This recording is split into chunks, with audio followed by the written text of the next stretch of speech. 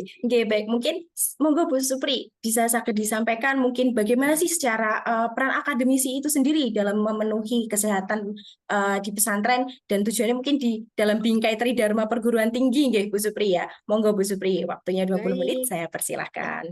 baik. Terima kasih banyak, Mbak Nitfa. Aduh, ini spellingnya harus hati-hati ya. Baik, terima kasih sebelumnya. Saya ucapkan terima kasih kepada Dr. Hanggoro ya, yang ini merupakan Ketua Dewan Pembina, kemudian juga Mas Fajrul ya, dan juga siapa Bu Lulu ya, Bu Lulu Nafisa ya. Ini luar biasa, tim yang hebat banget, keren ini sinerginya dahsyat ya. Udah lintas perguruan tinggi untuk kemudian lintas provinsi ya. Lintas perguruan tinggi pun lintas provinsi begitu ya, untuk kemudian bisa membuat satu gerakan gitu ya, social movement di lapangan terkait dengan para santri, karena memang kita menyadari bahwa santri itu jumlahnya sangat luar biasa di Indonesia ya. Jadi santri pesantren ini juga merupakan lembaga pendidikan yang sangat eksis sejak dahulu kala di Indonesia begitu. Jadi kita tidak boleh melupakan gitu ya, kita nggak boleh melupakan keberadaan santri dan pesantren. Sebentar. Ya, baik. Ini tadi saya sekali lagi saya mengucapkan selamat atas kehadiran buku yang keren banget ini gitu ya. Wah, luar biasa nih, sekali cetak tinggal 5 gitu ya. Wah, hebat hebat hebat. Jadi selamat deh, semoga barokah ya. Nah, sedikit saya kira karena pertemuan kita hari ini ada banyak dan saya juga sangat menghargai ini apa Dokter Evida ya, dan juga saya lihat tadi ada Bu Heni dari Kementerian Kesehatan ya, Direktorat Promosi Kesehatan. Semoga semuanya dalam kondisi yang luar biasa sehat. Nah, Sivitas Kampus saya ingin meng-highlight dulu bahwa Sivitas Kampus yang dimaksudkan di sini kalau tadi disebutkan sebagai akademisi begitu ya. Saya akan bahwa yang dalam ranah yang kita bahas ini meliputi dosen, tenaga kependidikan, mahasiswa dan juga alumni. Jadi alumni ini juga tidak bisa dilupakan begitu ya. Demikian juga dengan tenaga kependidikan gitu. Karena ketika kita melakukan berbagai kegiatan, itu kita juga bersinergi dari berbagai komponen Sivitas kampus. Saya menyebutnya dengan Sivitas kampus karena kalau Sivitas akademik itu di Dikti ada regulasinya lebih menyebut pada dosen dan mahasiswa. Nah, tenaga kependidikan yang itu banyak juga berkontribusi itu seringkali tidak tersebut. Jadi saya ingin lebih menghargai dengan cara menyebut Sivitas kampus. Nah, Tridharma perguruan tinggi tadi disampaikan Mbak Nitfa ya, ini dalam koridor Tridharma perguruan tinggi, pendidikan, penelitian, pengabdian masyarakat, yang ketiga hal ini sebenarnya saling berkolaborasi. Dari pendidikan, dari penelitian ini kemudian bisa menghasilkan berbagai hal sebagai sumber untuk mendidik, bahan untuk mendidik. Nah, dari pendidikan dan penelitian ini juga kemudian akhirnya dihilirisasi ke dalam pengabdian masyarakat. Karena pengabdian masyarakat itu harus berbasis evidence. Demikian juga setelah selesai melakukan pengabdian masyarakat, bisa kami bawa lagi ke dalam pendidikan sebagai bahan untuk pendidikan gitu, seperti itu. Jadi ini merupakan siklus yang tidak berakhir begitu ya. Semuanya akan saling mendukung dari ketiga hal ini. Sedikit saya ingin meng-highlight terkait dengan pengabdian masyarakat karena seringkali masih simpang siur begitu ya. Pengabdian masyarakat itu apa sih? Oh, sesuatu yang tidak dibayar, padahal bukan itu. Ya, pengabdian masyarakat lebih sebagai kegiatan yang terencana dari Sivitas kampus dalam membangun, kalau di sini ini saya ambilkan dari definisinya FKKMK sehingga Sivitas FKKMK ya. Secara umum, Sivitas kampus dalam membangun peradaban masyarakat secara berkesinambungan, berbasis kepakaran individu, atau kelompok menuju masyarakat yang mandiri dan sejahtera. Jadi, kalau melihat dari definisinya ini, bagaimana kita membangun peradaban. Di sini konteksnya adalah pesantren, peradaban masyarakat pesantren. Tadi Mas Fajrul sudah menyebutkan, kalau di pesantren itu biasanya awal itu kemudian kita belajar tentang adab, taklim, muta'alim gitu ya. Saya ini sedihnya sudah setua ini gitu ya, belum mencicipi, belum merasakan seperti Mas Fajrul gitu ya, sebagai pondok pesantren yang bener santri gitu ya, yang bener-bener masuk begitu ya. Cuman alhamdulillah anak-anak kami semuanya di pesantren begitu, jadi merasakan juga begitu ya bagaimana dinamika pesantren gitu ya. Yang kemudian kita mencoba juga membuat gebrakan, membuat gerakan, jangan sampai tadi kalau belum kena skabies belum jadi santri. Nah, itu harusnya dibalik begitu ya. santri itu nggak boleh kena sikap bias gitu ke depannya seperti itu. Nah, ini berbasis kepakaran individu dan kelompok. Nah, saya ingin juga meng-highlight ini endingnya adalah mandiri. Jadi dengan Trias UKP ini kerennya adalah di situ. Karena kita endingnya adalah mandiri, maka dengan keberadaan Trias UKP tadi mulai dari inisiasi Poskestrennya gitu, yang tadi juga sudah para narasumber tadi menyebut bahwa Poskestren itu lebih banyak berorientasi pada kuratif selama ini. Jadi kalau ditanya ini kegiatan Poskestrennya apa? Oh, kami nggak banyak yang sakit kok, jadinya gini-gini. Nah, padahal Poskestren itu kan sangat komprehensif, ya, preventif, promotif, kuratif, rehabilitatif mestinya ada, dan itu menjadi gerakan yang semestinya lebih dikedepankan promotif preventifnya, begitu ya. Kuratifnya itu ya sebagai pelengkap, dan ketika ada kuratif jangan lupakan tentang referral system, sistem rujukan begitu. Karena tadi disampaikan juga ya, Bu Lulu udah mengatakan ini harusnya terlink dengan puskesmas gitu ya kalau ada masalah. Jadi tidak hanya ya udah ini nggak bisa dan sebagainya gitu. Tapi bagaimana kemudian referral system itu sendiri juga harus jalan begitu ya. Sedikit saya meng-highlight kembali, ini saya mengambil fotonya. Wah, ini kalau foto dari Asalafiah juga begitu ya. Ini kesehatan itu merupakan sumber daya. Ini yang harus kita tekankan. Kenapa kemudian kan di pesantren maunya ngaji gitu ya, maunya sekolah gitu, maunya mencari ilmu. Ngapain sih harus ribet bicara tentang kesehatan? Ngapain sih harus ribet jadi kader kesehatan? Karena tanpa adanya sehat, ya semuanya menjadi tidak bermakna. Jadi dengan adanya sehat ini menjadi sumber daya, itu menjadi penting sekali setiap santri, kemudian ustadz, ustadzah, begitu ya, para dzuriyah, semua sivitas pesantren termasuk kalau kemudian di situ makan dan sebagainya di dalam komunitas atau kelompok-kelompok yang menyediakan makanan ya dan sebagainya itu mestinya semuanya sehat, semuanya bisa berkarya gitu. Sedikit saya menyitir dari Undang-Undang Kesehatan kita yang terbaru begitu ya. Kalau di sana dijelaskan ini bukan Undang-Undang Kesehatan tetapi lebih pada peraturan menteri ya. Di peraturan menteri itu juga disampaikan kalau tadi disebutkan puskesmas ini kemudian apa namanya ya, mengawal begitu ya. Ya memang petugas puskesmas itu sendiri punya tanggung jawab gitu ya untuk kemudian mewujudkan perilaku hidup sehat dari masyarakatnya, termasuk masyarakat pesantren. Mudah mengakses pelayanan kesehatan yang bermutu, hidup dalam lingkungan yang sehat. Nah, ini pembinaan-pembinaan ini mestinya menjadi tanggung jawab puskesmas, memiliki derajat kesehatan yang setinggi-tingginya individu, kelompok, masyarakat. Nah, tapi saya ingin membalik gitu ya. Jadi kalau ini dalam perspektifnya petugas kesehatan, nah saya justru bagaimana dengan masyarakat kita? Mestinya ini juga kita harus proaktif, masyarakat pesantren juga harus berpartisipasi secara aktif karena sehat itu komprehensif, fisik, mental, sosial, spiritual. Ya, maka kemudian harus kita wujudkan semuanya. Kalau kemudian ada masalah, kalau tadi ada unitnya dari Trias UKP itu ada unit poskestren, nah mestinya poskestren ini juga berfungsi yang komprehensif sehingga tercipta lingkungan hidup yang lebih sehat dari komunitas pesantren. Tidak hanya santrinya saja, tetapi kemudian juga semuanya. Kita sangat ingin kalau kemudian akhir-akhir kemarin mungkin muncul ya beberapa berita yang kurang mengembirakan terkait dengan pesantren.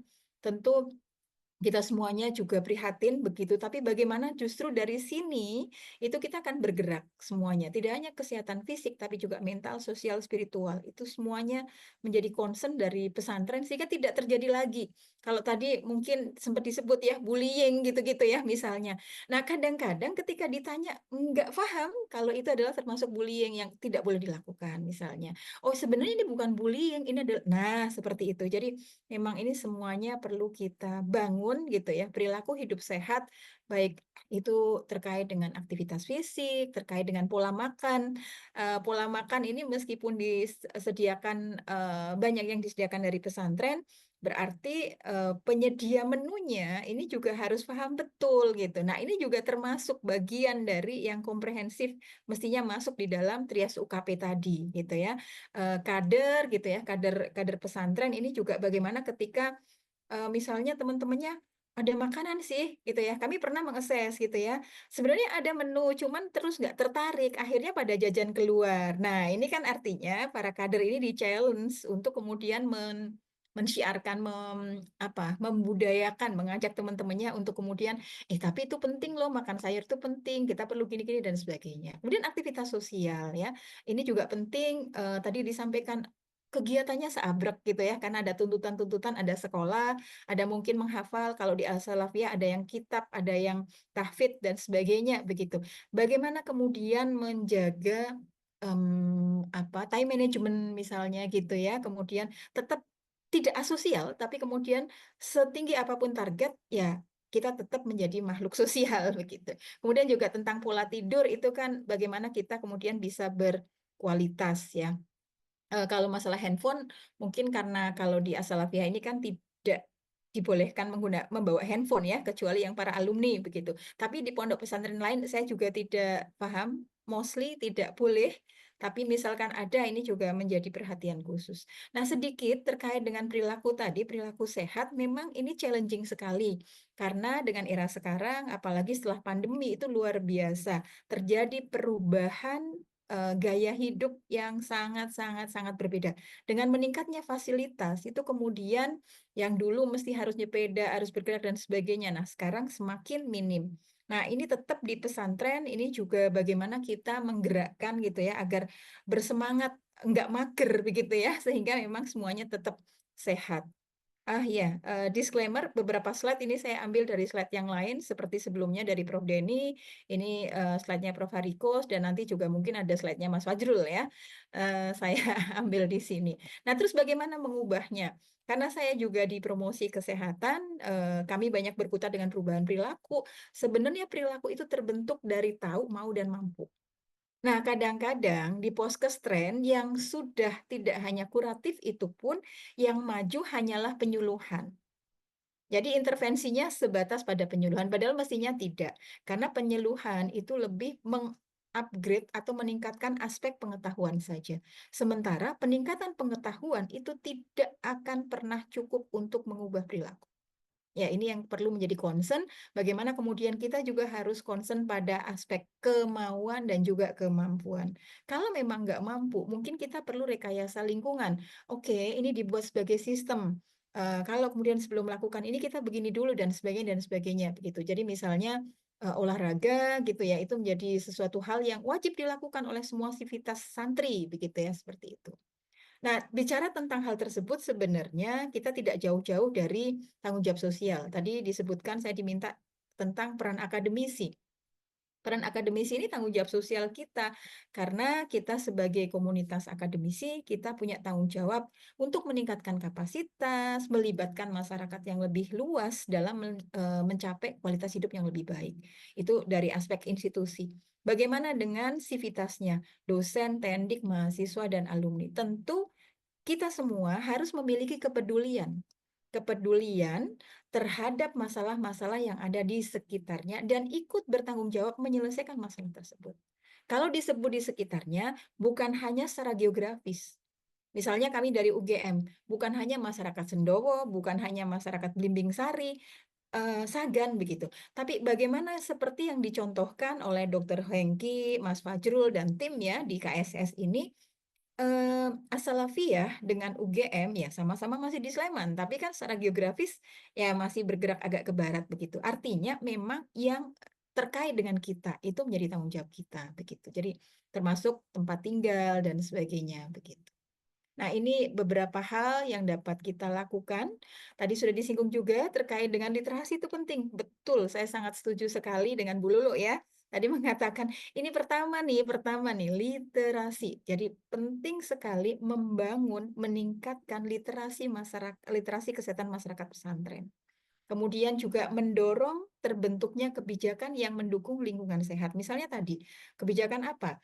Dilahirkan Poskestren. Nah, Poskestren itu dukungan dananya bagaimana? Dukungan resources-nya bagaimana? Kalau dia santrinya menjadi kader, terus dia jatahnya ini dan sebagainya begitu. Perlu ada kebijakan. Misalnya kebijakan untuk kemudian di situ harus ada sayuran atau kemudian apa?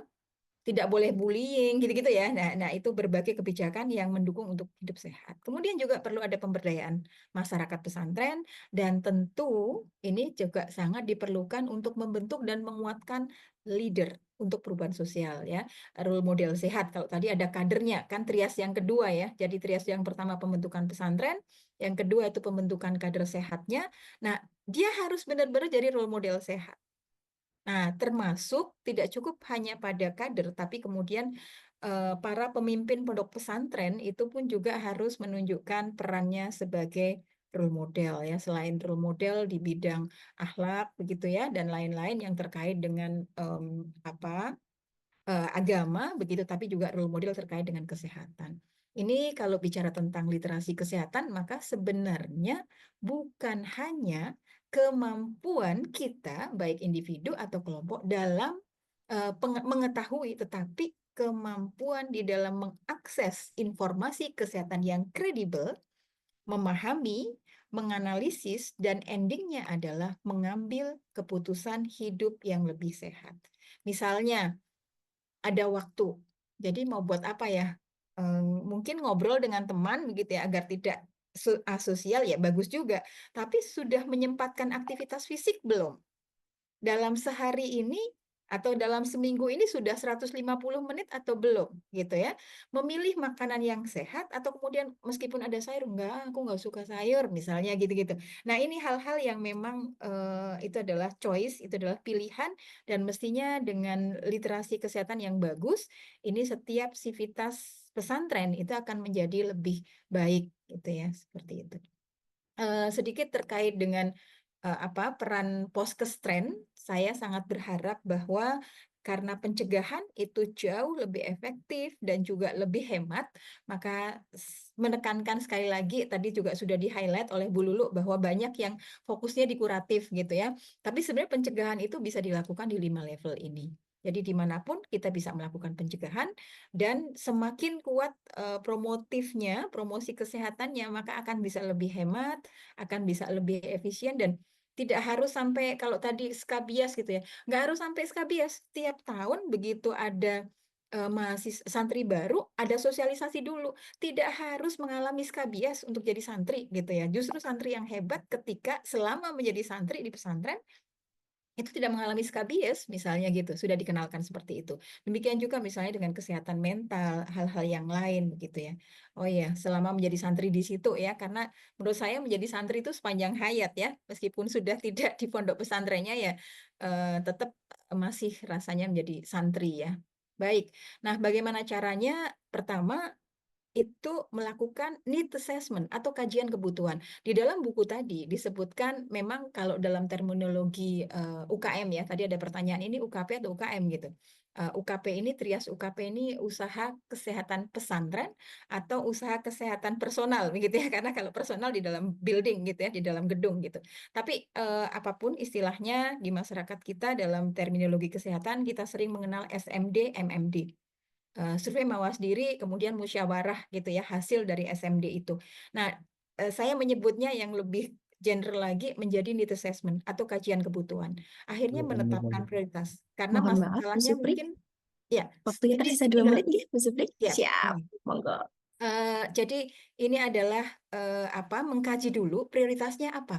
Karena mungkin ada beberapa masalah yang harus diselesaikan dalam waktu yang bersama-sama. Jadi diprioritaskan, kemudian merancang intervensinya, jangan lupa untuk meningkatkan kapasitas, melakukan rekayasa lingkungan ya agar sistemnya terbangun, pemberdayaan karena jangan sampai menggantungkan begitu ya, dan juga jangan lupa untuk monitoring dan evaluasi. Dan tentu untuk melakukan ini semua koordinasi dan sinergi itu sangat diperlukan. Ini tadi dari slide-nya Mas Fajrul ya. Kita mengenal juga trias UKS karena kebetulan banyak pondok pesantren yang selain sebagai santri saja itu juga di situ ada sekolah, maka ini juga tidak boleh dilupakan. Ada pendidikan kesehatan, pelayanan kesehatan, dan pembinaan lingkungan kehidupan di sekolah. Dan saat ini sudah ada GSS. Kalau Trias UKS dari Kementerian Kesehatan, kalau GSS ini dari Kementerian Pendidikan. Jadi harapannya ini juga internalisasi ya. Pada awalnya ini ada sehat fisik, gizi, dan imunisasi. Sekarang sudah berkembang menjadi 5. Jadi ada sehat bergizi, sehat fisik, sehat imunisasi, ada juga sehat jiwa, dan sehat lingkungan. Ya, jadi saya kira Itu yang paling penting bagaimana kita mengkomunikasikan ini menjadi gerakan, menjadi social movement ya, diinisiasi dari sini. Seluruh pesantren di Indonesia nantinya menjadi pesantren yang sehat jiwa raga ya, sosial spiritual. Jadi pesan-pesan ini perlu bagaimana kita mengembangkan pesannya agar diterima dengan baik, dan setiap pengelola pondok pesantren ini juga melakukan itu, dan setiap sivitas di perguruan tinggi itu juga bersemangat untuk menerapkan tanggung jawab sosialnya sehingga pesantren-pesantren di sekitarnya itu bisa menjadi lebih sehat. Tentu strategi komunikasi yang tepat menjadi kuncinya. Baik, saya kira itu Bapak Ibu semua, dan juga sekali lagi saya menghaturkan terima kasih atas kesempatannya. Meskipun ini kelihatannya tidak mudah karena mengubah begitu ya, mengubah sesuatu yang sudah lekat, tapi insya Allah ini bisa dilakukan. Terima kasih. Assalamualaikum warahmatullahi wabarakatuh. Waalaikumsalam warahmatullahi wabarakatuh. Terima kasih banyak, Bu Supri.